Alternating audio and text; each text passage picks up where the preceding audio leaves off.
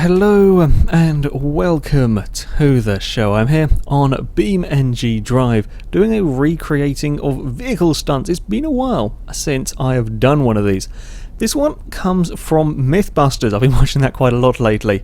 It is the Compact.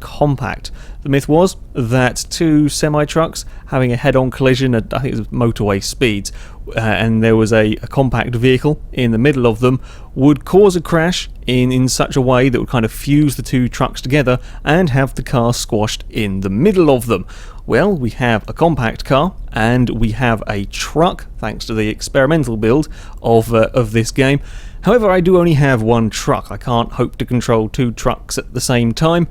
So I figured that what I should do is put the car up against a wall and then drive the truck into it as fast as possible. If I can get 100 miles an hour out of the truck, it kind of roughly equates, it's not an exact science, to the effects of having the car squashed between two trucks at 50 miles an hour, which I think is the highest speed they actually got the trucks to go at in the TV show. They did then fire a sort of, I think it was just like 700 or 500 mile an hour rocket sled at it. I can't do that bit, okay, but I can do the trucks. Now the first thing was to figure out the speed that I could get this truck up to. I've got a huge flat space. I'm using the grid map here. As you can see, I've got a humongous flat space. The camera angle got a little bit confused. I'm using the experimental build of this game, so there may be the odd little bug here and there, and this truck is not quite finished. For example, there's no interior on it. Yeah, I've got a huge flat space. This is the biggest run-up that I can really reasonably do with the truck, and as you can see, I can't really get up to the 100 miles an hour that I would quite like. We're past 70. Also, the trucks they were using had trailers on the back of them, which again, I don't have the trailers, and yes, they would add a lot more momentum, shall we say, to this crash if you add on all of that weight. As far as the speed goes, 80 miles an hour is about as much as I'm going to get out of this as we plough into the Super Mini. And yeah, it's a pretty nasty shunt. We bend the truck, like just the entirety of the chassis is bent up, and the compact car, well, there is not, amazingly, the truck is still working. The truck is still driving. I was trying to get it off the wreck. I can't quite do it. I mean, we got the fusing together, but as far as being a compact, well, yes, it is an awful lot squashed, but it's not sort of pancaked. As you can see, it is not sort of completely and utterly squashed together flat, if you like. So I reset it to have another go. You have to actually make some last minute adjustments as the car sort of comes into frame. I may have just slightly misjudged that one. I love how sort of the drive line is hanging out at a very funny angle on that one. Again, the truck is completely and utterly bent up. The fan on the engine is sticking out of the front, and the compact car is squashed to hell, but we didn't really get it sort of fully squashed. I sort of came to the conclusion that the truck was getting launched up in the air, and to kind of get rid of one variable, I decided to give a much bigger wall to aim for. I was worried that we were kind of losing momentum, sort of going over that small lip, so I moved one of the objects around and placed it there, and then I realised the car wasn't straight and readjusted that. So now there is no way that we're going to hit a solid thing. We can't go over the back of this wall. Again, back up to 80 miles an hour into Super Mini, but with fairly similar results. Again, the truck has gone up, it's been bent in half, the car has been utterly squashed, and you don't want to be in that car. You really wouldn't want to be in that car. But again, we haven't got it sort of completely flattened.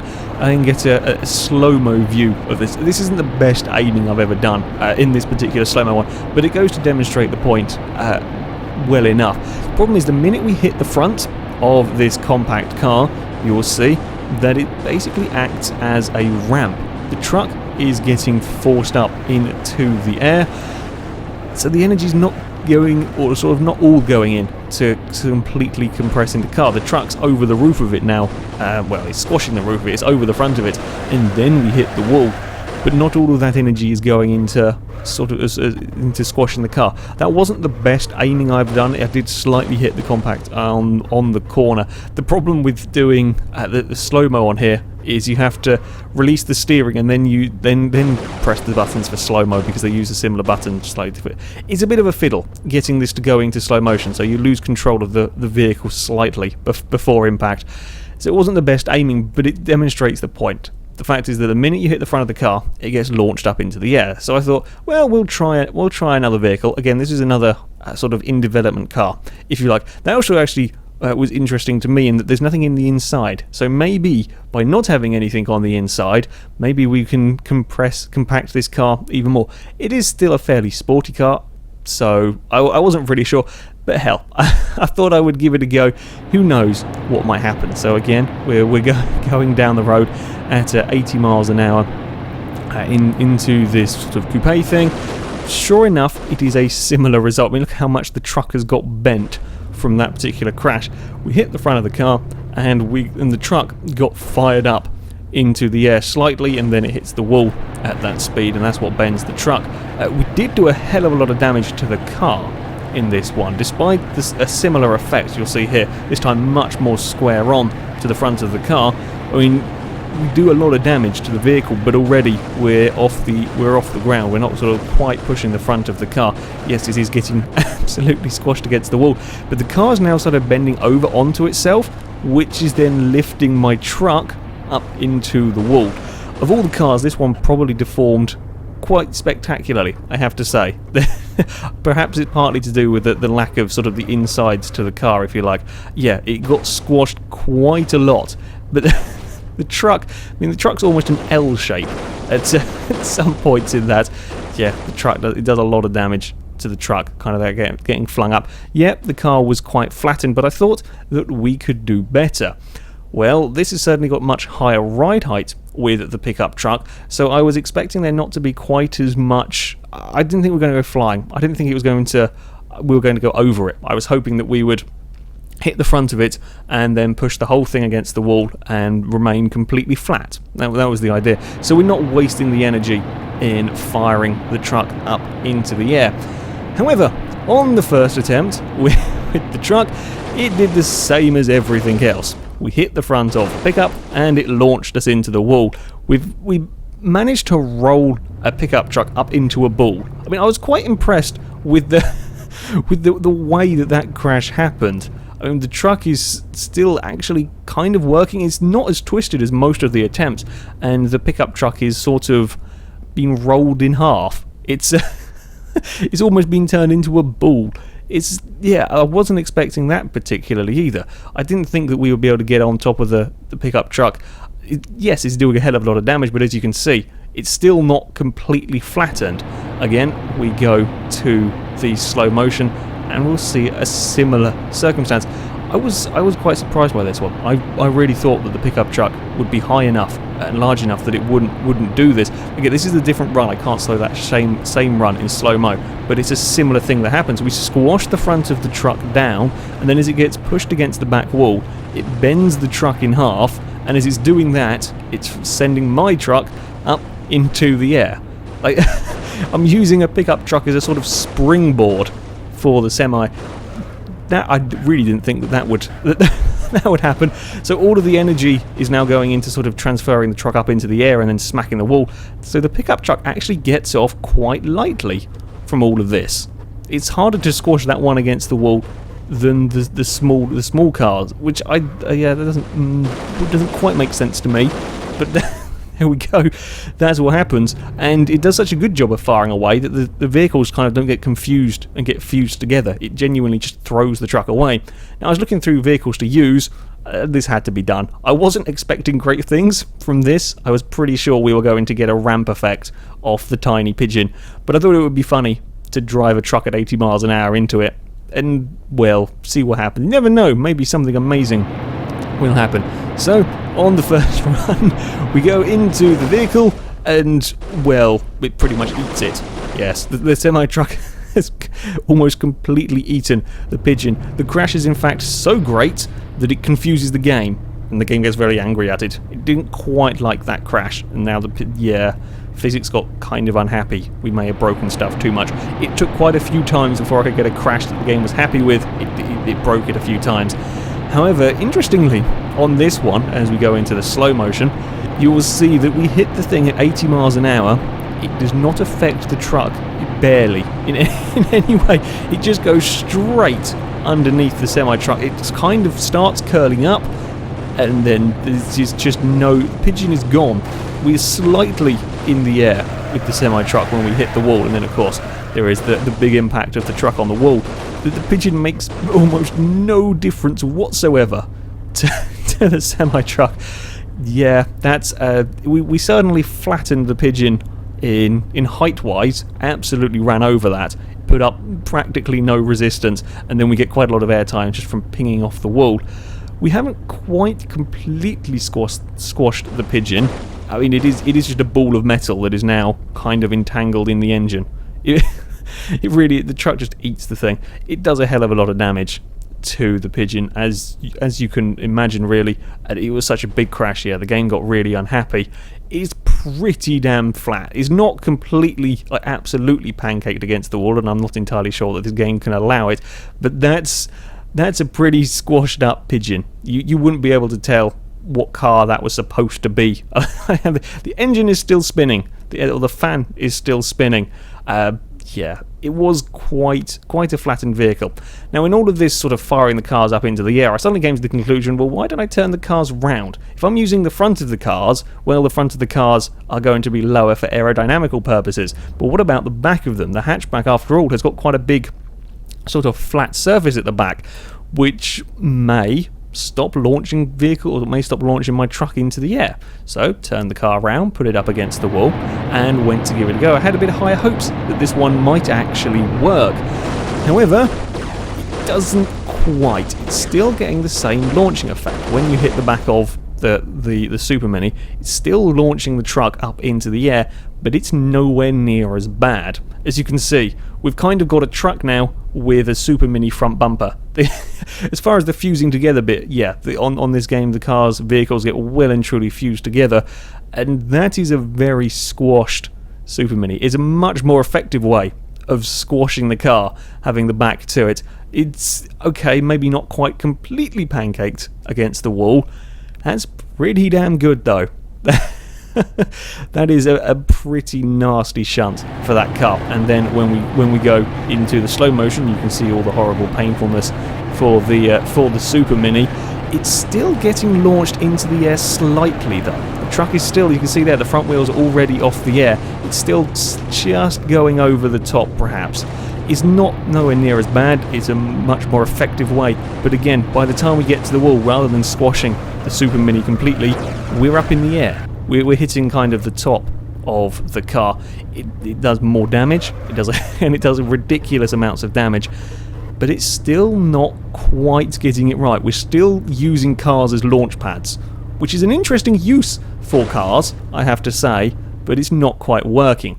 My final idea was to use this. Yes, we've got a van. This was the biggest sort of surface area, if you like, that I could get at the back of the vehicle. I really didn't think we'll be able to go over the back of this and have it launch us into the air. However, as far as the squashing of a compact car, well, this isn't particularly compact anymore. There is quite a lot of metal and things to get through. So might not quite have the force, especially not since we were only doing kind of 80 miles an hour. It's going to be a big crash, and sure enough, it's a pretty nasty shunt. And this time it worked a lot better. We didn't get the same launching effect. I mean, we are still going into a wall at 80 miles an hour, so we're going to bend the chassis of the truck eventually, but it wasn't the same kind of airborne launchness. That's definitely a technical term there that we got previously. Or as much energy as we could get was going in to squashing the van, and it wasn't launching the truck up into the air, which is what we want. So when we go to the slow motion, also much easier target to hit the great big van. We're not getting fired up in the air. We are squashing the van completely against the well, it's quite dramatic in the slow motion. Yeah, it really well and truly kills the van. We do eventually just start getting the front wheels off the ground a little bit, because there is so much kind of metal in that van.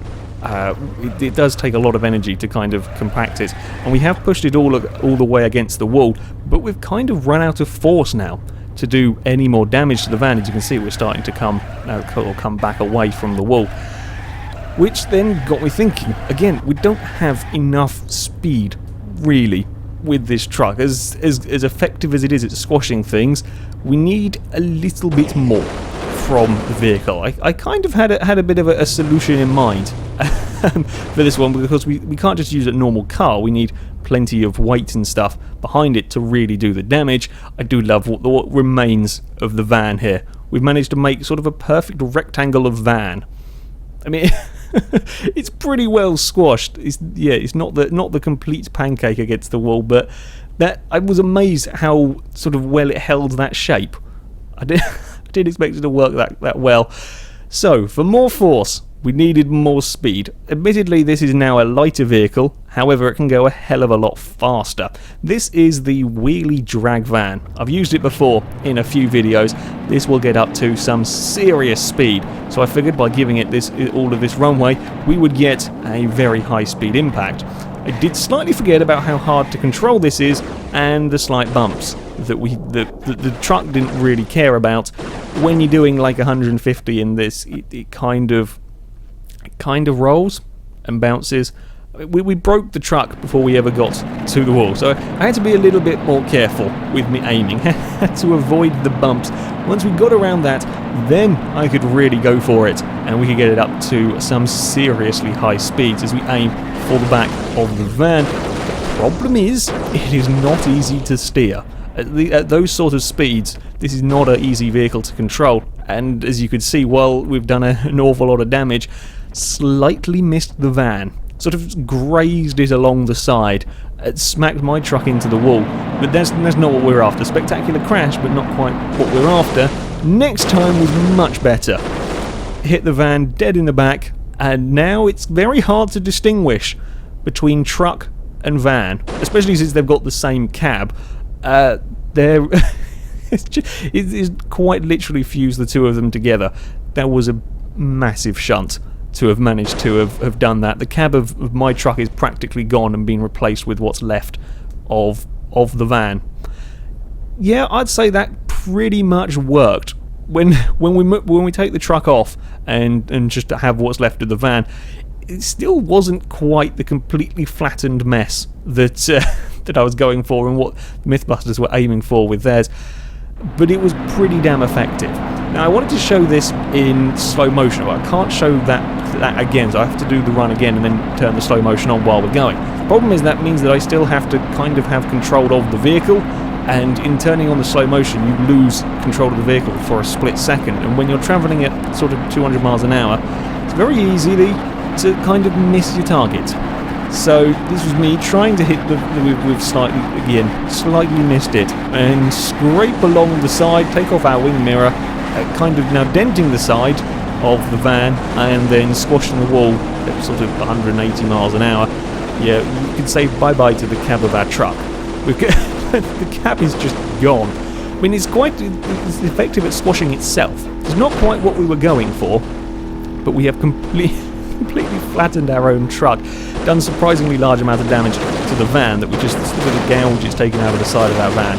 We barely scraped the van, but at that sort of speed and with as much weight as that truck has behind it, we made a mess out of the side of the van, and well, there's not much left of my box truck.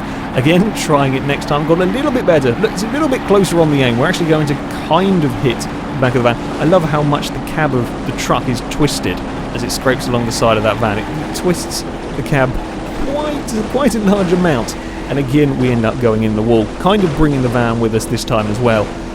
Yeah, there's still not quite. It's a spectacular sight and makes for some interesting freeze frames, but still not quite what we're going for.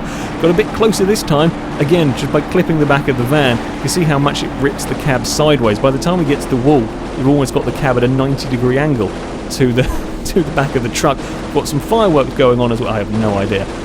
This is asking quite a lot of the game for doing this. I do apologise, the frame rate goes a little bit funky a couple of times with such large crashes. Again, we've got a huge impact against the wall, but it's not quite the squashing of the van. It does a good job of fusing the two of them together, I have to say. It's hard to tell quite what's front bumper of van, and well, you can't really see much of what's left of the truck. But it wasn't quite the perfect impact that I wanted to get. It wasn't hit sort of dead on the back. Yeah, you really can get these vehicles sort of stuck together, have the wrecks utterly indistinguishable between the pair of them. I was surprised actually that it worked from that angle, from the way that the truck came in to that particular crash, but it came out the other side with an interesting sort of remains of the vehicle.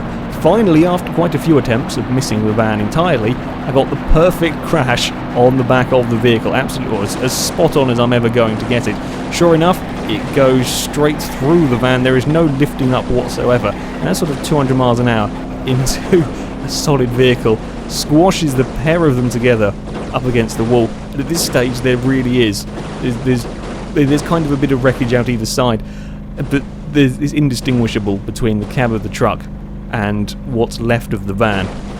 That's quite flat. That's about as good as I'm ever really going to be able to get this, and about as good as you're going to get on this game. Again, makes for some spectacular sort of screenshots, if you like, of it, and then we're still twisting around as the amount of energy can't quite figure out what to do with this wreck of vehicles. And, well, there we go. That is about as good as I can get it.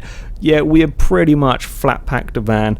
Again, I don't think you can ever quite get them absolutely squashed. I don't think this game will ever quite allow it. I've done a blooming good job with that. Using a 200-mile-an-hour truck. I would like to see what a 200-mile-an-hour version of the first truck would do. With that much speed going into something like that, it would be interesting. Because the box truck, while yes, it is powerful, it is pretty decent size, pretty decent heavy. Look at the size of the front compared to the size of the big semi-truck. That was what was left of the van after that final crash. Couldn't quite get sort of the perfect pancake effect, if you like, but yeah, we managed to fuse a couple of truck cabs together. So there we go. You can certainly make a mess of cars on here, and you can have the vehicles fused, but I cannot quite get the perfect squashing effect, if you like.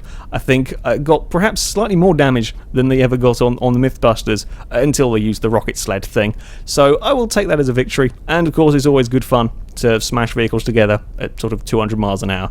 Anyway, that is it for this video, guys. So thank you very much for watching, and until next time, goodbye.